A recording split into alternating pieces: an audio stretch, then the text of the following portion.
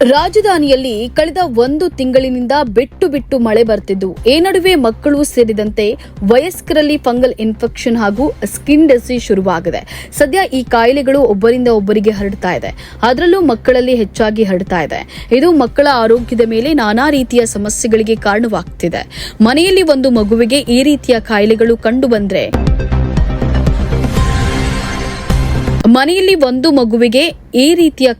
ಕಂಡು ಬಂದ್ರೆ ಎಲ್ಲರಿಗೂ ಹರಡುತ್ತಿದೆ. ನಿರಂತರ ಮಳೆಯಾಗ್ತಿರೋದ್ರಿಂದ ಮಕ್ಕಳ ಆರೋಗ್ಯ ಬಿಗಡಾಯಿಸುವ ಸಾಧ್ಯತೆ ಇದೆ.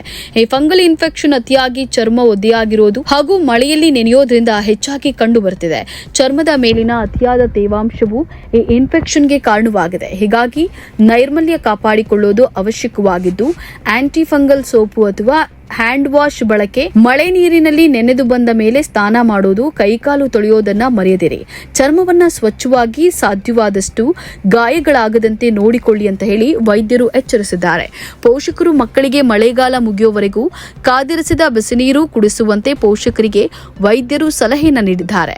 ನಗರದ ಬೌರಿಂಗ್ ಕೆಸಿ ಜನರಲ್ ಆಸ್ಪತ್ರೆ ಸೇರಿದಂತೆ ಅನೇಕ ಕಡೆಗಳಲ್ಲಿ ದಿನಕ್ಕೆ 10 ಮಂದಿಯಲ್ಲಿ 2 ರಿಂದ 3 ಜನರಲ್ಲಿ ಫಂಗಲ್ ಇನ್ಫೆಕ್ಷನ್ ಪ್ರಕರಣಗಳು ಕಾಣಿಸುತ್ತಿದೆ.